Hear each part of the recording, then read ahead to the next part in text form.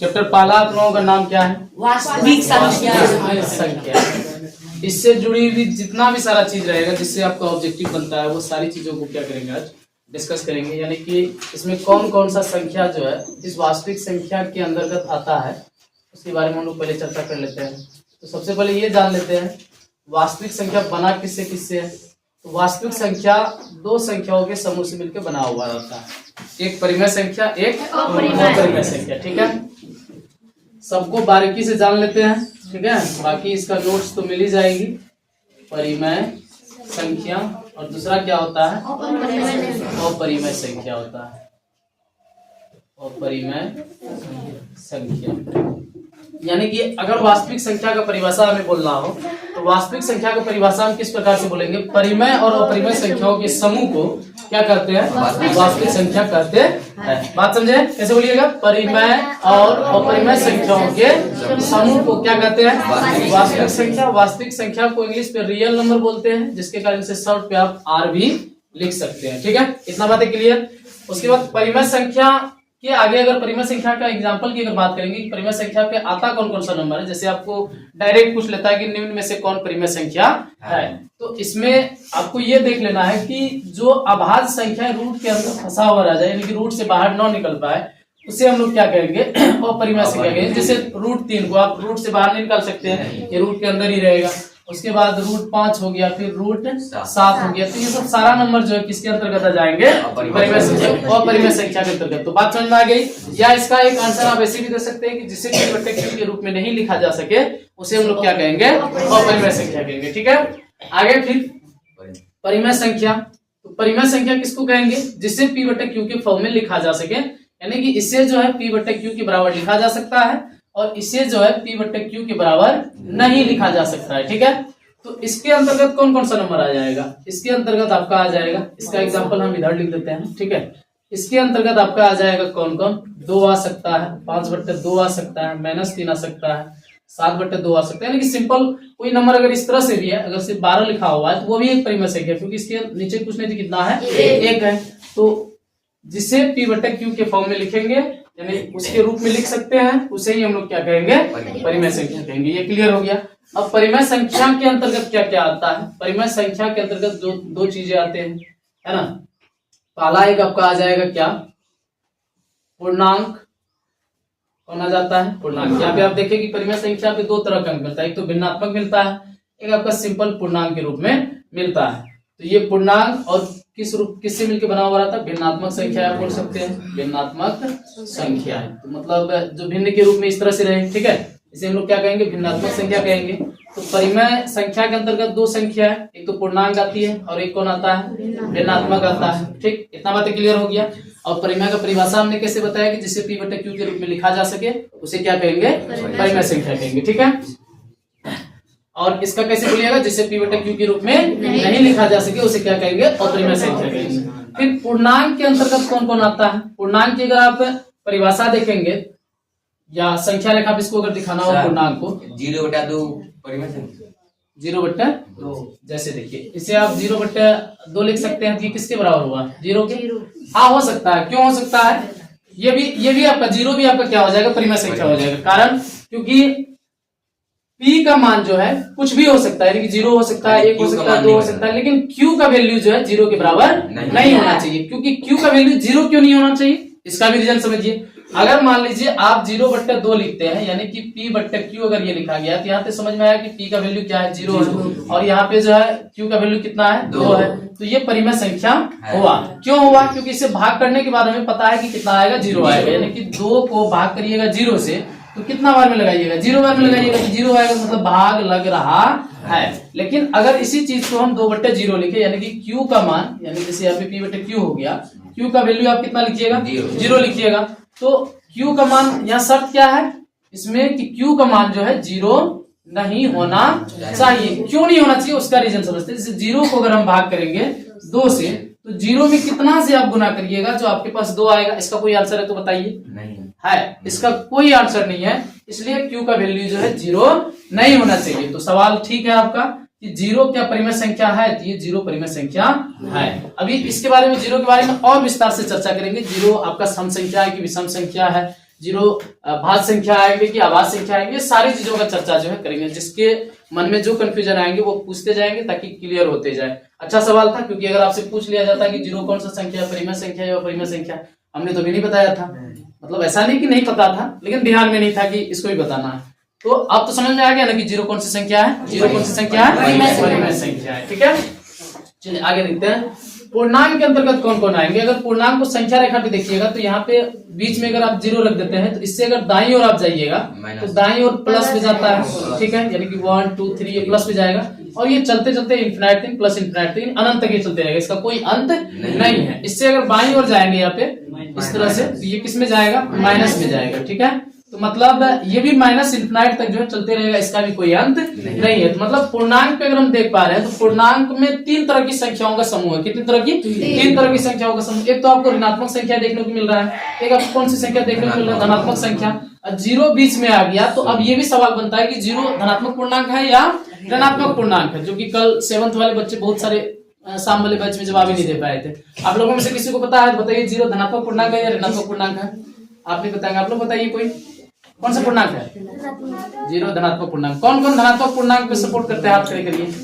धनात्मक पूर्णांक कौन कौन जानते हैं कि धनात्मक पूर्णांक है जीरो, हाथ खड़े करिए। सिर्फ मिस्ट्री, चलो ठीक।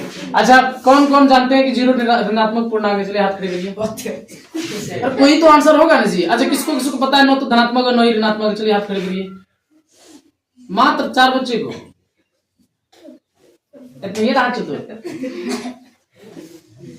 जीरो न ही धनात्मक पूर्णांक है न ही ऋणात्मक पूर्णांक है, ये याद रखिएगा। जीरो में कोई चार्ज यानी कोई भी चिन्ह जो है न तो प्लस होता है न ही माइनस होता है। जीरो न ही धनात्मक है और न ही ऋणात्मक है। ठीक है, पूर्णांक के बारे में समझ में आ गया। अब पूर्णांक के अंतर्गत हमने देखा कि एक ऋणात्मक पूर्णांक है, एक धनात्मक पूर्णांक है, एक जीरो है। तो इसमें भी अलग अलग प्रकार की समूह आती है। जैसे अगर आप पूर्ण संख्या की बात करिएगा तो इस चिन्ह यानी कि संख्या रेखा से अगर इधर की आप बात कर लेते हैं, जीरो से दाईं ओर की बात कर लेते हैं, ये पूर्ण संख्याओं का समूह होता है। यानी कि इधर को अगर आप हटा देते हैं, इधर जीरो से शुरू हो रहा है, 0 1 2 3 4 ये अनंत तक चलते रहेगा। ये समूह किसका कहलाएगा, पूर्ण संख्याओं का समूह कहलाएगा। जिसका परिभाषा आप ऐसे भी बोल सकते हैं कि प्राकृतिक संख्याओं के समूह में शून्य को मिला देने से जो समूह प्राप्त होती है उस समूह को हम लोग क्या कहते हैं, पूर्ण संख्या कहते हैं। आगे फिर देखिए, अगर यहाँ से हम जीरो को भी हटा दें, जैसे यहाँ से हमने इधर कर लिया तो ये कौन सी संख्या हो गया, पूर्ण संख्या हो गया। अगर हम यहाँ से जीरो को हटा दें तो बचता क्या है, 1 2 3। यानी कि इससे आगे की अगर आप बात करेंगे तो इससे आगे की संख्या आपका कौन सी संख्या कहलाती है, प्राकृतिक संख्या या प्राकृतिक संख्या कहलाती है। बात समझे, प्राकृतिक संख्या किसको कहेंगे। आप सीधी सी बात ऐसा बोल दी, मतलब जान सकते हो इसको। अगर विस्तार से जानना चाहोगे प्राकृतिक संख्या होगी, पहले के जमाने में जब बोल सकते हो कि मतलब युग की जब शुरुआत हुई थी तो उस टाइम जो है चीजों को गिनने की प्रथा नहीं थी, मतलब गिनना आता ही नहीं था। गिनेगा कैसे जब उसके पास नंबर ही नहीं था, तो गिनेगा कैसे। उसके पास 1 2 3 ये सब संख्या, ये सब डिजिट जो है था ही नहीं, तो वो संख्याओं को गिनेगा कैसे। फिर वो कैसे जानता था कि ये कम है ये ज्यादा है, तो चीजों की तुलना क्या करता था, क्या जी विस्तार से मतलब 6 7 क्लास में सब बारीकी से दिया हुआ रहता है। तो चीजों की तुलना कैसे करता था। आप मान लीजिए कि 10 टू सेब खरीद के या कहीं से तोड़ के लेते आया होगा। पहले तो खरीदने की प्रथा शायद चलता होगा कि नहीं, जहां मिला उसी का संपत्ति पहले हुआ करता था, क्या जी। जब शुरुआती दौर पे जाइएगा तो वो चीजों को जो है ना एक जगह करके इकट्ठा करके उसकी तुलना करता था कि ये ज्यादा है कि ये कम है। ये उसके पास नंबर पहले नहीं था। जब नंबर आया धीरे धीरे तब जाकर के ये गिनने की प्रथा शुरू हुआ। और इसका परिभाषा आप ऐसे भी बोल सकते हैं कि जिसे हम गिन सकते हैं या गिनती की संख्या को हम लोग क्या कहते हैं, प्राकृतिक संख्या कहते हैं। ये बात क्लियर हो गया। अब प्राकृतिक संख्या के अंतर्गत भी बहुत सारी चीजें आती है। जैसे आपका सम संख्या इसमें आ जाता है, इसकी सम संख्या किसको कहते हैं, है ना, सम संख्या किसको कहते हैं। उसके बाद इसमें आपका विषम संख्या आ जाती है, विषम संख्या किसको कहते हैं। फिर इसमें भाज्य संख्या आ जाती है, भाज्य संख्या किसको कहते हैं। फिर इसमें और आ जाती है क्या, अभाज्य संख्या किसको कहते हैं। ठीक है, सारी चीजों को बारीकी से जानते हैं हम लोग। सम संख्या का सीधा सा मतलब समझ जाइए कि जो संख्या है 2 से पूर्ण रूप से विभाजित होगा। पूर्ण रूप से विभाजित होने का मतलब उसका शेषफल क्या आना चाहिए, 0 आना चाहिए। जो संख्याएं मतलब 2 से पूर्णतः विभाजित हो जाएंगी वो संख्या क्या कहलाएंगी, सम संख्या कहलाएंगी। जैसे 2 से कौन कौन कट रहा है, तो 2 से 0 भी कट रहा है। ध्यान रखिएगा, अभी तुरंत हम लोग बात करके दिखाया है कि 2 से 0 भी क्या हो रहा है, कट रहा है। तो मतलब आपका ये भी क्वेश्चन बनता है कि 0 सम पूर्णांक है या विषम पूर्णांक है। तो आपका आंसर क्या होगा, सम पूर्णांक, क्योंकि 2 से पूर्ण रूप से इसमें क्या कर रही है, भाग लग रही है। तो 0 आपका सम हो जाएगा, 2 सम हो जाएगा, 4 सम हो जाएगा, 6 सम हो जाएगा। इस तरह से ये आपका अनंत तक चलते रहेगा। ये बातें समझ में आ गया। विषम संख्या किसको कहेंगे? वैसी संख्या है जिसमें दो से पूर्ण रूप से यानी कि पूर्णतः भाग न लगे, वैसी संख्या को हम लोग क्या कहते हैं? विषम संख्या कहते हैं। एक, उसके बाद 3 आ जाएंगी, 1 3 5, उसके बाद 7 आ जाएगी, उसके बाद 9 आ जाएंगी। सेकंड भाग रहा है, देखो तो बढ़िया से। चलो ठीक है। तो ये सम संख्या क्लियर हो गया, विषम संख्या क्लियर हो गया। अगर आपसे पूछ ली जाए कि 11 सम संख्या है या विषम संख्या है, तो आपकी आंसर क्या आएगी? विषम संख्या। अगर 22 पूछा जाए सम संख्या, क्योंकि वो 2 से क्या हो रहा है? भाग लग पा रहा है। ठीक, ये क्लियर हो गया। विषम संख्या भी क्लियर हो गया। अब भाज्य संख्या का एक नाम और एक दिन का क्लास पे आप लोगों को समझाया कि किसको और एक नाम से पुकारा जाता है भाज्य संख्या को। बताइए कौन सा नाम से? यौगिक संख्या के नाम से पुकारा जाता है। अगर आपसे पूछ लिया जाए कि 9 बताइए यौगिक संख्या है या रूढ़ संख्या, तो कहिएगा पढ़े ही नहीं, तो उसका नाम ही पता नहीं था। अब पता चला ना जी? भाज्य संख्या का और एक नाम होता है यौगिक संख्या। ठीक है, तो भाज्य संख्या का इन सबको जो है, इन दोनों को एक शब्द से रिलेट करिएगा, अपवर्तक शब्द से। कौन सा शब्द से? अपवर्तक।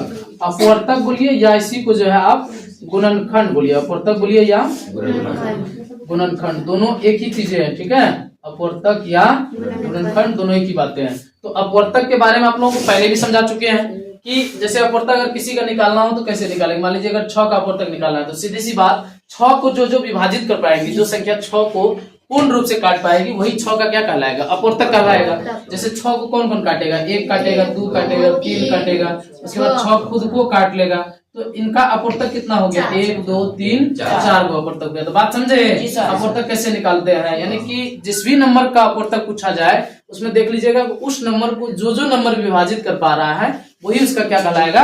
अपवर्तक कहलाएगा। तो अब आप भाज्य और अभाज्य को क्लियर रूप से समझ पाइएगा कि अगर आपको मान लीजिए पूछा जाए कि 3 आपका भाज्य संख्या है कि अभाज्य संख्या है, तो सीधी सी बात देखिएगा कि इसका अपवर्तक अगर सिर्फ 2 है तो वो अभाज्य है, या 2 से ज्यादा है तो वो क्या है? भाज्य है। तो अपवर्तक कैसे पता करते हैं? अभी तुरंत बताए हैं। जैसे 3 को कौन कौन काटेगा? 1 काटेगा, और कौन काटेगा? 3 काटेगा। कितना अपवर्तक हुआ इसका? 2 ही अपवर्तक हुआ ना, सिर्फ 2 अपवर्तक होना चाहिए। 2 से कम भी नहीं होना चाहिए, 2 से ज्यादा भी नहीं होना चाहिए। तो 2 अपवर्तक हुआ, इसका मतलब ये कौन सी संख्या होगी? अभाज्य संख्या होगी। ठीक है, बात समझ में आई? फिर अगर मान लीजिए आपको हम कहेंगे कि बताइए 9 कौन सी संख्या है? भाज्य संख्या या अभाज्य संख्या? भाज्य। 9 कौन सी संख्या है? भाज्य संख्या। कैसे जाने ये भाज्य? क्योंकि इसको देखेंगे इसको काट कितना संख्या रहा है। जैसे ये 1 से कट जाएगा, 3 से कट जाएगा, फिर ये कितना से कट जाएगा? 9 से। तो अगर इसकी अपवर्तक को गिनेंगे तो 1 2 3, तो 2 से ज्यादा हो गया। तो अभी हमने क्या कहा? 2 से ज्यादा वाला किसकी श्रेणी में जाएगा? भाज्य संख्या की श्रेणी में, और सिर्फ 2 वाला संख्या किसमें आएंगे? अभाज्य संख्या की श्रेणी में। ठीक है, क्लियर हो पाई बात? बताइए आप लोग, 21 भाज्य होगा या अभाज्य होगा? 21 क्या होगा? भाज्य या अभाज्य? कैसे भाज्य हुआ? क्योंकि ये 1 से भी कट रहा है, नहीं हाँ 1 से कट नहीं रहा, 3 से कट रहा है, 7 से कट रहा है, फिर 21 खुद से कट रहा है, तो मतलब इसका अपवर्तक 2 से ज्यादा हो गया ना। तो इसका मतलब 21 कौन सी संख्या हो जाएंगी? भाज्य संख्या हो जाएगा। बात क्लियर? भाज्य अभाज्य का पूरा कॉन्सेप्ट क्लियर हो गया ना? तो ये आपका इससे रिलेटेड जो है मतलब बेसिक चीजें थी, इनसे जुड़ी हुई जो आपका ऑब्जेक्टिव में पूछा जाता है ये सब बातें थी। क्योंकि डायरेक्ट आपसे पूछ लिया जाता है कभी कभी कि बताइए निम्न में से कौन अभाज्य संख्या है। आपको ऑप्शन में दे देगा 12 दे देगा, 15 दे देगा, 31 दे देगा, 21 दे देगा। तो इसमें अभाज्य संख्या कौन है?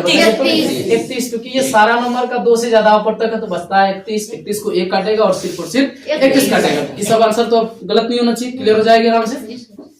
इसमें और कुछ बेसिक चीजें होती है। बेसिक चीजें इसमें ये हो गया, जैसे आपसे पूछ लिया जाएगा कि एक जो है भाज्य संख्या है कि अभाज्य संख्या है, तो आप क्या कहेंगे? एक कौन सी संख्या है बताइए? एक कौन सी संख्या बताइए? एक भाज्य है या अभाज्य है?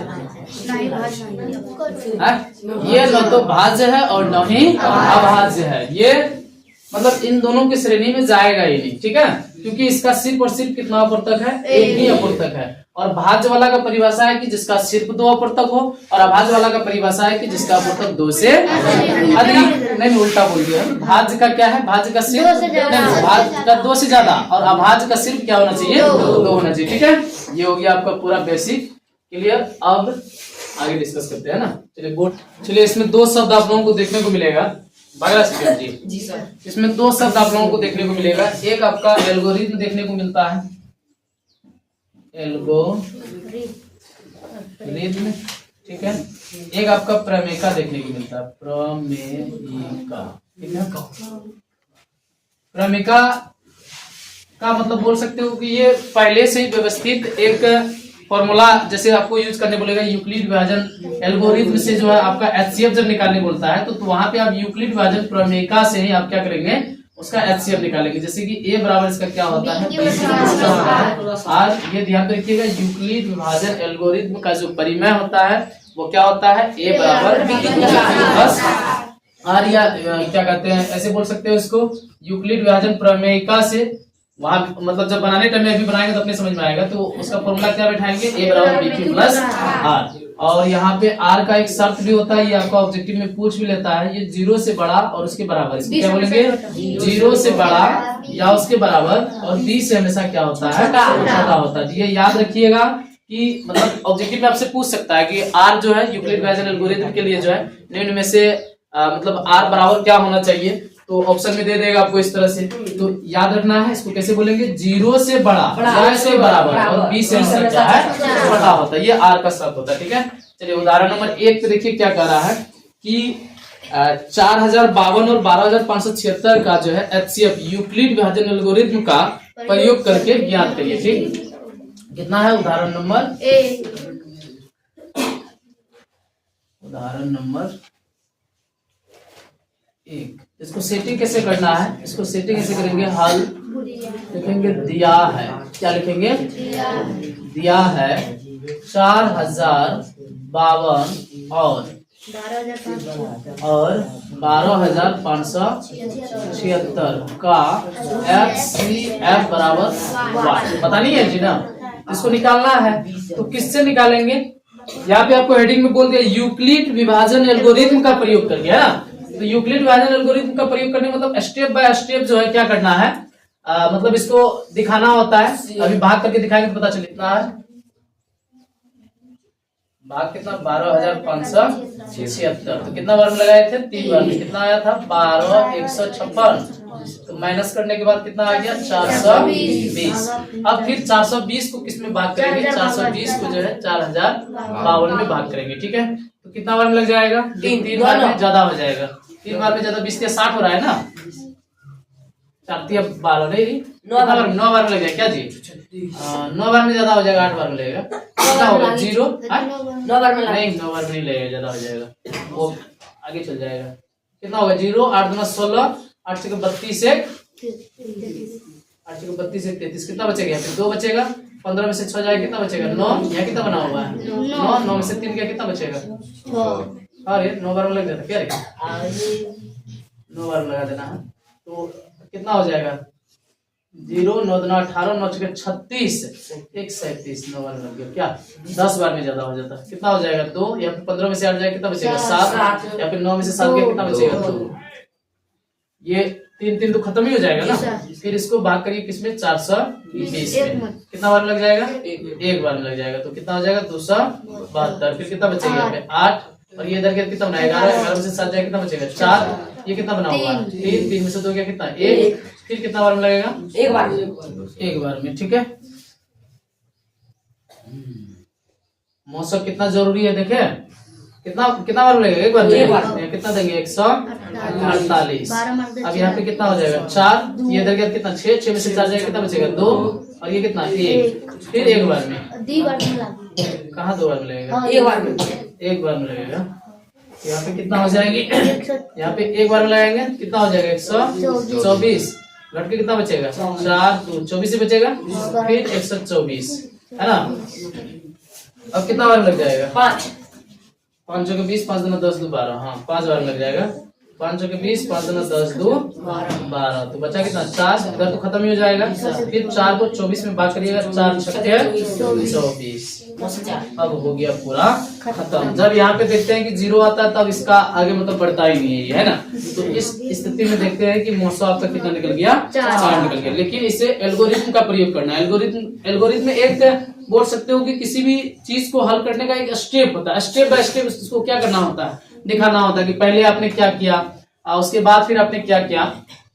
ये एक इसका एल्गोरिथम के पीछे एक पहेली है, आप लोगों का बुक में दिया हुआ, कल ही हमने स्टडी किया था, बड़ी अच्छा पहेली है।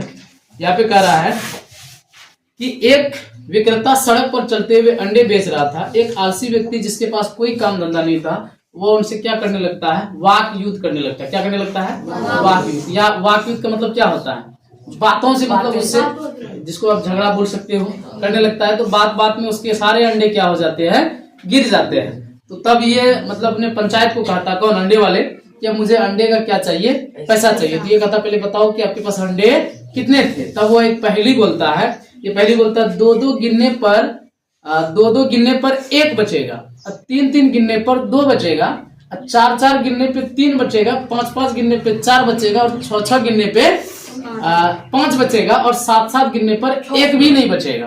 क्या कहता है, सात सात गिनने पर एक भी नहीं बचाएगा। तो अब बताइए कि आप मेरे पास कितने अंडे थे। तो यही स्टेप से जो है, मतलब यूक्लिड विभाजन एल्गोरिथम के स्टेप से आप क्या कर सकते हैं, उसका आंसर दे सकते हैं। कैसे, जैसे इसी में अगर हम कहेंगे कि मान लीजिए उसके पास कितना अंडा था, 12,576 अंडा था, ठीक है। समझिए एल्गोरिथम एक स्टेप है, उसी चीज को मैं समझा रहा हूँ कि ये एक स्टेप होता है। और हम लोग जो यूज करते हैं ए बराबर बी क्यू प्लस आर, ये एक क्या होता है, प्रमेयिका, यानी पहले से सिद्ध किया हुआ कोई चीजें हैं, उसको यूज करके हम क्या करते हैं, निकालते हैं। लेकिन ये स्टेप जो है, इस स्टेप का नाम क्या दिया गया है, एल्गोरिथम दिया गया। स्टेप बाय स्टेप आपको दिखाना होता है। जैसे उसके पास अगर हो सकता है कि 12,576 अंडा था, तो वो तब क्या कहेगा कि 4052 करके अगर गिनेंगे, है ना, 4052 करके गिनेंगे तो कितना बचेगा, 420 बचेगा। अब क्या कहते हैं, 420 करके अगर गिनेंगे, जैसे आप बोल सकते हो इकट्ठा करके, इसको ऐसे समझिए, जैसे 21 है, इसको अगर मान लीजिए आप 4 करके गिनिएगा, तो 4 करके कितना बार इसको गिनना पड़ेगा, एक 4 रखना पड़ेगा, फिर एक 4 रखना पड़ेगा, फिर एक 4 रखना पड़ेगा, फिर एक 4 रखना पड़ेगा। जिसको गिनती नहीं आता है वो देखिएगा ऐसे ही करके पैसा गिनता है, गद्दी बना करके। तो वो जो अंडा बेचने वाला था, तो उसको भी शायद नहीं आता होगा, तो वो यही पहेली बोलता है। तो अब बताइए, अगर 4 करके गिनता है तो कितना बच जाएगा, एक बच जाएगा। क्या जी, ये पहले ऐसे ही काम करेगा। फिर अगर मान लो कि 5 करके गिनेगा, तब एक भी नहीं बचेगा। फिर उससे अगर आगे जाइएगा तो 3 करके गिनेगा, तो कितना बचेगा, 3 करके अगर गिनेगा तो तब यहाँ पे नहीं तो हाँ, एक भी नहीं बचेगा। तो इसका पहले इस तरह से फिट बैठता है। तो इसी स्टेप का नाम क्या दिया गया है, यूक्लिड विभाजन एल्गोरिथम। अब इसमें ये देखना है हमें, मार्कर कहाँ गया, इसको सेटिंग कैसे करते हैं, ठीक है। हम लोग लिखेंगे, चूंकि यूक्लिड देखिए, यूक्लिड विभाजन प्रमेयिका से हम लोगों ने अपने कौन सा परिमेय यूज किया था, ए बराबर, ठीक है। अब यहाँ मेन आता है कि मान आप कैसे बैठाते जाएंगे। जैसे इस वाला स्टेप में देखिए, यहाँ से यहाँ तक, ठीक है, यहाँ से यहाँ, ये बीच वाला जो मान रहेगा उसको आप लोग ए कहिएगा, और ये वाला मान को आप बी कहिएगा, और ये वाला मान को आप क्यू कहिएगा, और उसको आप क्या कहिएगा, आर कहिएगा। तो अब बस सीधा क्या करना है, इसके सामने उसका वैल्यू को क्या कर देना है, बैठा देना है। जैसे यहाँ पे आपका ए का मान जो है कितना है, 12,576 बराबर बी का मान कितना है, 4,052। बी और क्यू के बीच गुना का संबंध है, गुना लेंगे। क्यू का मान कितना है, 3 प्लस आर का मान कितना है, 420 है, ठीक है। उसके बाद फिर अगला स्टेप अगर जाएंगे, फिर यहाँ देखिए आप, ये वाला स्टेप में, ठीक है। अब देखिए यहाँ पे ए का वैल्यू क्या हो जाएगा, इस वाला में ए का वैल्यू 20 का मान होता है ना, ए का वैल्यू 20 का मान हो जाएगा, ए बी। उसके बाद यहाँ पे क्या होता है, और नीचे में क्या होता है, आर होता है। समझे बात को। तो यहाँ पे ए की जगह तब कितना बैठाइएगा, 4052 बराबर बी की जगह कितना बैठाइएगा, 420 गुना क्यू की जगह 9 प्लस आर की जगह 277। बोले कोई दिक्कत नहीं। अब इस चीज को फिर यहाँ से क्लियर करिए। फिर यहाँ पे देखिए, यहाँ पे ए का मान आप बताइए कौन हो जाएगा, ये। बी का मान कौन हो जाएगा, ये। का मान ये, और आर का मान 1। तो ए के जगह क्या बैठाएंगे, 420 बराबर बी की जगह क्या बैठाइएगा, 272 गुना क्यू की जगह क्या बैठाइएगा, आर की जगह क्या बैठाइएगा, 148। फिर नीचे वाला मान में आइए, ये वाला में, तो बताइए यहाँ पे ए कितना हो जाएगा, 272। बी कितना हो जाएगा, गुना क्यू कितना हो जाएगा, आर कितना हो जाएगा, 124। चलिए ठीक है। फिर नीचे में आइए, ये वाला में, बताइए ए का मान कितना हो जाएगा, ए का मान 148, बी का मान क्यू का मान, आर का मान 24। फिर ये वाला मान में आ जाइए, बताइए ए का मान 124, बी का मान 24, क्यू का मान 5, आर का मान 4। है ना, ये मेन चीज। जी सर। इसी स्टेप का नाम दिया गया यूक्लिड विभाजन एल्गोरिथम। अब यहाँ पे नीचे वाला मान ये वाला बैठा दिया ना जी। जी सर। अब नीचे वाला में कितना हो जाएगा? 24 बराबर 4 गुना 24 6 बराबर 4 गुना 6 प्लस 0। जब यहाँ 0 आ जाए, ठीक है। अगर आप कहिएगा सर एग्जाम में, अगर मैं बोर्ड एग्जाम में बनाऊंगा ऐसा सवाल अगर हमारे पास आ जाती है तो मैं ये कहाँ लिखूंगा? तो आप जो है इसको साइड में जो है यहाँ पे, जैसे कॉपी में आपका जगह रहता है, मैं बोर्ड में भी ज्यादा कम लिखता हूं, इसलिए यहाँ से आप क्या कर सकते हैं, इस हिस्सा में इसको मतलब मौसम लिख करके दिखा सकते हैं, या डायरेक्ट आप इसको भी लिख देंगे तो कोई दिक्कत नहीं है, लेकिन ज्यादा मतलब दिखा दीजिएगा तो ज्यादा अच्छा रहता है, समझे बात को।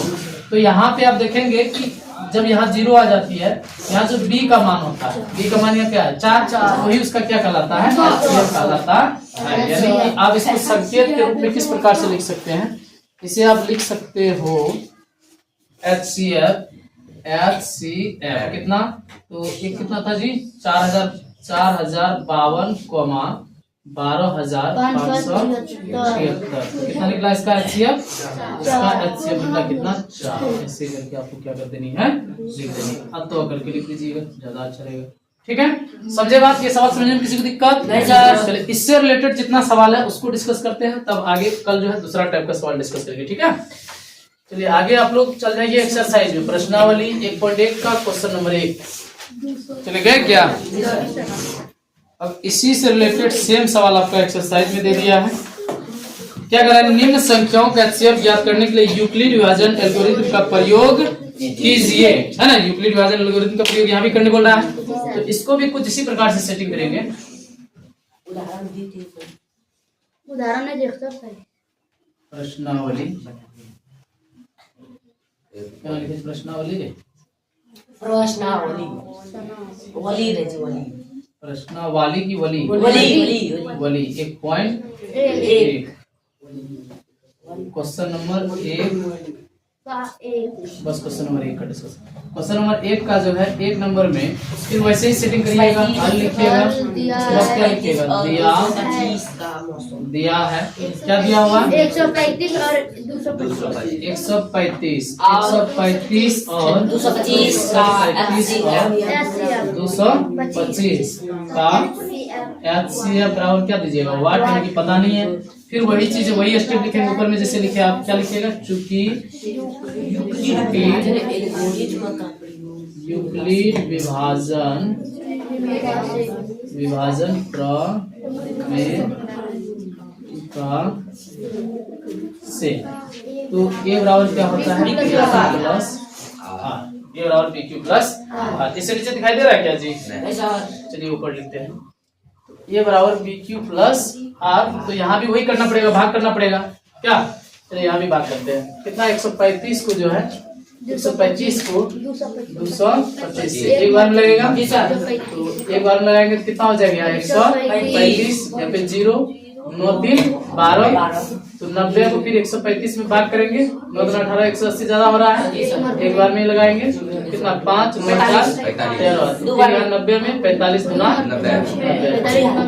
जल्दी जान छूट गया रे। चलिए, तो यहाँ भी वही चीजें हैं। अब इसमें अलग से बताने की जरूरत नहीं है जी। चाहिए इसमें A का वैल्यू कितना है? 225 बराबर B का वैल्यू 135 गुना 1 प्लस का वैल्यू 1 और R का वैल्यू कितना? 90। फिर यहाँ बताइए 35 बराबर 90 गुना 1 प्लस 35 बराबर 90 गुना 1 प्लस कितना हो जाएगा? प्लस 45। 90 बराबर 45 गुना 2 प्लस 90 बराबर 45 गुना 2 प्लस कितना हो जाएगा? 0। अब बताइए सवाल में कोई फर्क है? इसलिए हमने आपको उदाहरण नंबर छोड़ करके उदाहरण 2 और 3 जो आगे दिया हुआ है उसको छोड़ के एक्सरसाइज में किया, ताकि सेम टाइप का सवाल आपको ज्यादा क्लियर रूप से समझ में आए। ठीक है, तो यहाँ पे B का जो मान होता है वही क्या कहलाता है? HCF कहलाता है। अतः करके ऐसे हम लिख देंगे, अतः HCF किसका था? 135, 225, तो इसका HCF कितना निकला आपके पास? 45। यही आपका क्या हो गया? आंसर। चलिए ठीक है, आगे 2 नंबर का सवाल देखिए। 2 नंबर में भी वही हल लिखिएगा, फिर क्या लिखिएगा? दिया है। तो दिया हुआ अपने पास क्या है बोलिए? 196 और 38 22 196 और 38 22 0 38 22 0 का HCF बराबर 1 पता नहीं है। ठीक है, तो इसे भी उसी प्रकार से सेट करेंगे, लिखेंगे चूंकि यूक्लिड विभाजन प्रमेयिका से यूक्लिड विभाजन प्रमेयिका से क्या जानते हैं? A बराबर BQ प्लस R। इसे भी क्या करना पड़ेगा? भाग करना पड़ेगा। 196 38 22 00। तो यहाँ एक बार में पहले लगा लीजिए 196 यहाँ लगा दीजिए। कितना 12 में से 6 जाए कितना बचेगा? 6। ये 17 बना हुआ है, 17 में से 9 जाए कितना बचेगा? 9 17 9 ही बचेगा ना जी। फिर ये इससे घट के कितना बचेगा? 1 बचेगा, क्योंकि ये इसको पहचान दिया था 186। फिर इस 2 को यहाँ पे लिख दीजिए। ठीक है, अब इसको लगाइए आप 9 बार में। कितना बार में लगाइए? 9 बार में। देखिए 9 छक्के 54, हाथ पे कितना 5, 9 81 5। कौन बात कर रहा है? 81 5 86, हाथ में कितना 8 और 9 8 कितना हो जाएगा? 17। तो बचेगा कितना? 8 4 12, 8 बचेगा। ये 15 में से 6 जाएगा कितना बचेगा? 9। और ये इसको दिया पैसा था 7, ये तो खत्म ही हो जाएगा। क्या चीज कौन किसको लिखे थे अभी? 2 को, बचा क्या? 0। यहाँ किसको लिखना पड़ेगा? ये 5 बार में लग जाएगा। देखिए 6 5 30, बचा कितना? 3, 9 5 45 3 48, बचा कितना? 4, 5 एकम 5 और 5 4 9। पूरा पूरी क्या हो गया? ये एक ही बार में खत्म हो गया। मतलब इसका एक ही स्टेप है, एक ही स्टेप पे पूरा ये क्या हो गया? खत्म हो गया। तो अब बताइए इसमें A का वैल्यू कितना है? बताइए 38 22 0 A का वैल्यू कितना है? 38 22 0 बराबर 0 बराबर B का 196 195 Q का वैल्यू 195 प्लस R का वैल्यू 0। एक ही स्टेप में खत्म जी सर। मतलब HCF कितना निकल गया? 196। तो यहाँ लिखेंगे अतः करके, अतः कितना जी? कितना? 196। ओ सॉरी, अतः HCF पहले लिखते हैं ना। अतः HCF 196 30 22 0 बराबर कितना हो जाएगा? 196। हाँ 196। देखिए इसका आंसर 196 ही है क्या? चलिए ठीक है। कितना नंबर? 3 नंबर। इसका भी सेटिंग कुछ उसी तरह से करेंगे। क्या लिखेंगे? हल दिया है, हल दिया है। कितना कितना है बोलिए? 867 हैं? 867 और 255 और 255 का HCF बराबर 1। अच्छा इसमें ध्यान रखिएगा कि कम नंबर पहले दिया हुआ रहे या बाद में दिया हुआ रहे, भाग हमेशा कम नंबर को ज्यादा नंबर में करना है।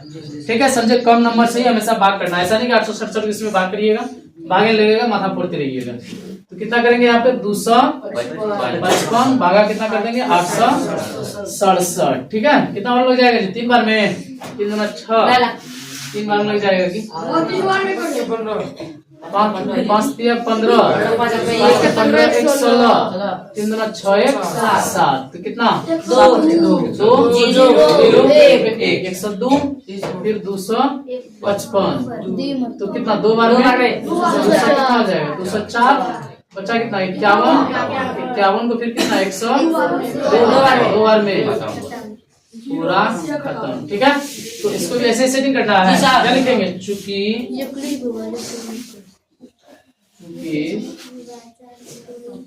यूक्लिड विभाजन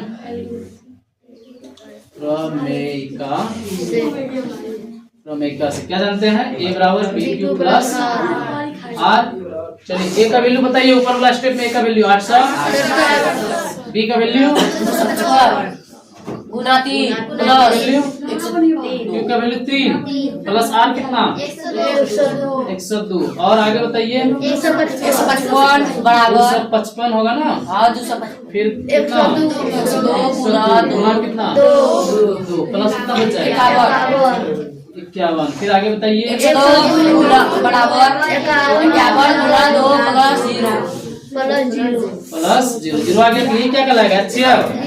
अतः करके हम क्या लिख सकते हैं? अतः HCF कितना किसका है 255 और 867,255 बराबर कितना निकला 51। यही आपका क्या हो गया।